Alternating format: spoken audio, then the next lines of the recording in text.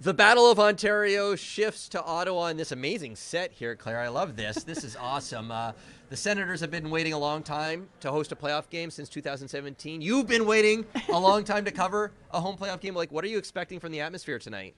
Well, I think the players are going to be a mixture of nervous and excited. That's what I gathered when we were doing the pregame availabilities this morning. But when Brady Tkachuk said he's been dreaming of this moment since he became an Ottawa Senator, I really got the impression that this team is ready for an atmosphere that's going to be exciting. I think they're going to have a lot of the crowd behind them. There's been a lot of debate on whether there's going to be a lot of Leafs fans in this building because we've seen Toronto fans travel very well.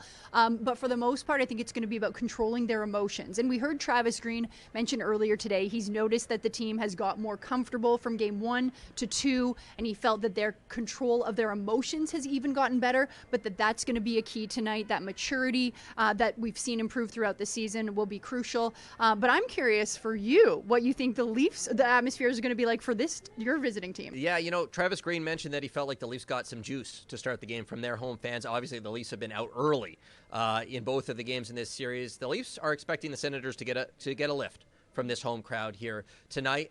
They're not entirely sure how much blue is going to be in the crowd. I mean, there's a lot, right? I mean, for these regular season games that we've seen in Ottawa, and some of the players, Simon Benoit, Calle Jarnkrok, saying we expect a lot of Leafs fans here, and that will be nice to look up in the blue and to see blue in a road playoff game. But I think they are expecting it to be a bit more red than some of these Toronto games in Ottawa over the years. It's not just the fans and the atmosphere, though, that it's going to be a bit different tonight, Claire. It's the matchups. Mm-hmm. It's been interesting the first couple games. It's been power on power. The Matthews line, Austin Matthews against Tim Stützle in Toronto. It's been a bit of a draw, I would say. I mean, Ottawa's controlled possession. Stützle has the one even-strength assist on that tying goal. Matthews has one even-strength assist, set up Mitch Marner on the breakaway in Game 1. I asked, Craig Berube about how he feels about the Matthews line. He says pretty good. He likes what he's getting from them in that tough matchup. But the matchup is probably going to change here tonight, isn't it, Claire? Yeah, given the fact that the Senators have last change, we've seen that Pinto line with Greg and Amadio be the shutdown line for a lot of teams. We've seen them play against McKinnon, McDavid, and tonight it will probably be against Matthews. And they've had some success. In the one game that was here at the Canadian Tire Centre between these two clubs earlier this season, Pinto had a goal. He's been plus 10 in the regular season. He's plus 10 in the playoffs, but they've been effective at keeping Matthews pretty quiet. And Travis Green was asked about that yesterday. How have you been keeping him quiet? And he knocked on the table, said, knock on wood, don't jinx it, because we hope we keep it that way. But the impression I got talking to Shane Pinto this morning was just he's excited for the opportunity.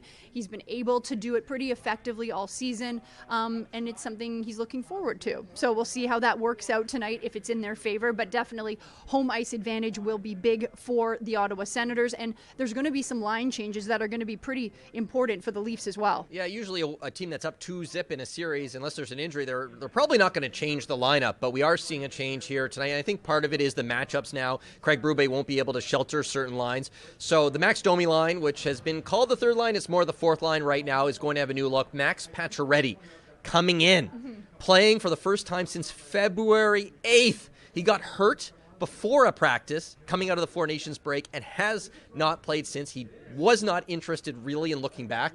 He's kind of biting his lip a little bit, talking about the long wait. It's obviously been tough, but he also said, this is why I signed with the Maple Leafs this time of year, to contribute to a playoff run. Obviously, he's 36. He's getting on. Might be his last chance.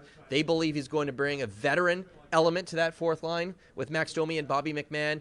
He is going to be physical. He's a big guy, and early in the year, when he started the season well, he was really physical, throwing his body around. So that's what he's going to try and do. He's been patient waiting for this moment, but again, old guy, long layoff, so intriguing to see how he holds up tonight. If I'm Travis Green, I'm looking to exploit that line tonight. I know Domi had the overtime winner, but that Domi line gave up the tying goal. Mm-hmm. That line can be gettable if there's an icing or whatever. So we'll see how Pacioretty holds up. Very interesting to see what he's able to bring to the table tonight. Is there a Senator, Claire, that you're keeping your eye on? I'm going to be looking at Drake Batherson. Of course, he had the turnover in overtime. He was a little bit, let's call it, lazy on the back check, which allowed Max Domi to score. He owned up to it on Wednesday when the media spoke with him, saying, you know what, you live and you learn.